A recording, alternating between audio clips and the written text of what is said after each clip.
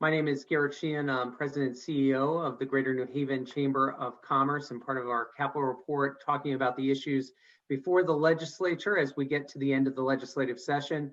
We're concerned about House Bill 6447 that would cap drug prices. I'm joined by Paul Pescatello, Executive Director of the Bioscience Growth Council and Senior Counsel at CBIA, and also Tim Gertals, Senior Vice President of Business Operations at Catalyst Clinical Research.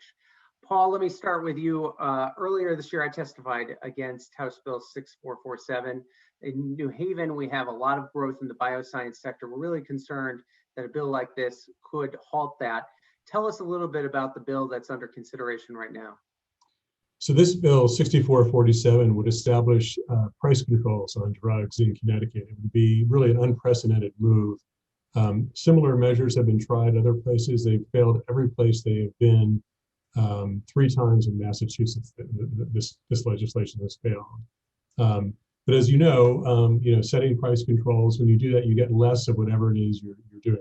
So it causes drug shortages in other countries that have price controls, and a slower introduction of new medicines in those countries with price control. So really not a great policy at all, and something we really need to fight if we want to continue to grow the biotech sector in Connecticut. It would be a slap in the face to the industry that, as we know, has done so much, especially with COVID. But it's really created an amazing number of thousands, tens of thousands of jobs in Connecticut, and this would be interpreted as really us closing the door on them.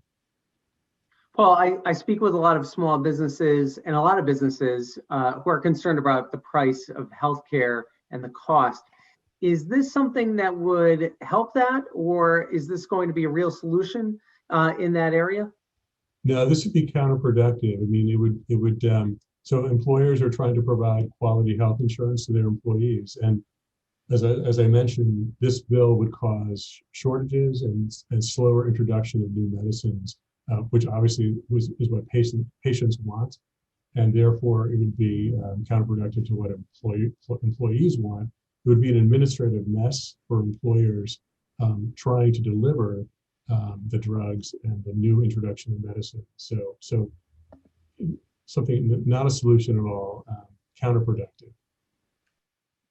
Tim Gerelts, Tim, your company does a lot of cutting edge research for emerging biotechs. Would this bill make Connecticut more attractive? The way we've seen it in New Haven, just with the growth we've had, that we're really concerned that this is going to be a negative for the sector and a negative for innovation overall.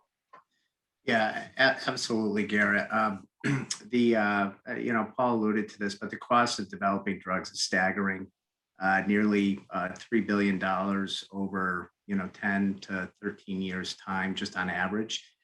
So people investing in biotech or biopharmaceuticals, they need to have the ability to recoup those costs. So anything that's going to regulate, tax, or in this case, cap what they can charge is going to have a negative impact on that investment.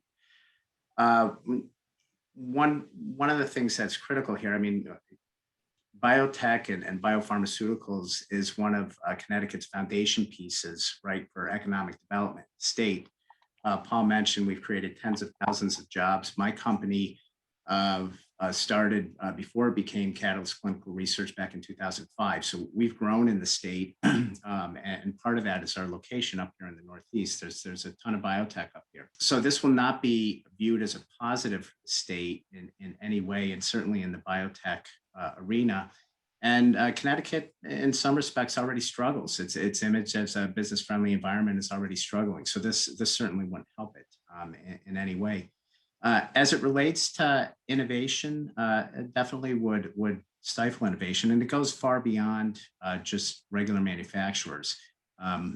So there's a trickle-down effect to all other segments with respect to R&D suppliers. So, for example, Catalyst Clinical Research is a contract research organization. So our specialty, or one of our specialties, is managing and monitoring clinical trials for biotech companies focused specifically on oncology. So that's a huge area. Central laboratories provide services to biotech and biopharmaceutical companies, just general clinical research staffing providers. So these are all jobs that are created here in the state. And again, some of that investment will likely go elsewhere if we start doing things like capping the price of drugs here. The last piece I would say, Garrett, is that why would we want to stifle innovation? I mean, look at what we just did in this industry with respect to COVID and the vaccine. We created 2 vaccines, actually more than that, but I'll cite 2 in 12 months of time with 95% efficacy rates. And that is both new technologies, great technologies, that if you start limiting our investment, they may not have been there, right? The industry is gradually shifting, right? We used to treat chronic diseases. That was the goal, to have something that somebody would take forever. And now we're getting down to the point where we actually have cures. Look at what cell therapy is doing for the treatment of cancer patients. So there's tremendous stuff. And I think anything we're doing that would impact investment and certainly capping what manufacturers can charge for drugs would hamper that investment. So I don't think it's a positive at all. Would hurt the entire industry, but it would hurt the little guys more than the big biopharmas.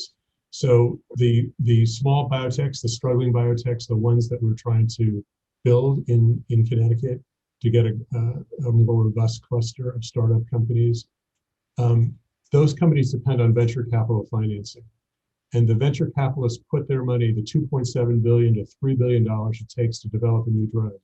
They're putting that money in those companies based on the belief that they're going to be able to recoup their investment. That to be able to do that, they need to know they have the ability to price their products to cover all that $2.7 billion of R&D. If they lose that confidence, which this bill would do, that investment in the biotech sector would dry up. So again, it would hurt the small companies even more than the large companies. And the last thing I want to say too is that bear in mind that most new drugs, most new drug projects, most new drug concepts fail. So the price of any given drug on the market is paying for all the very good research, the very valuable research, but ultimately research that doesn't pan out. Those few drugs that reach pharmacy shelves are paying for all that good research.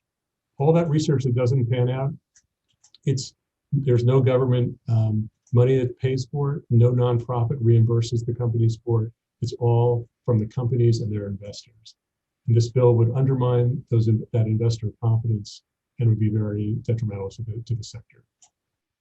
Well, thanks, Tim and Paul, you as well, and the support from CBIA. We've been talking about getting back to business, back to jobs coming out of the pandemic. Seems like we have a real opportunity in Connecticut right now for economic growth, and bioscience is definitely one of those industries that we've focused on. And this seems like it really would take us a step backwards, being the only state to have this type of legislation out there, especially at a time when we have such great potential for growth. We hope that others that are listening to this will oppose House Bill 6447. Please let your legislators know.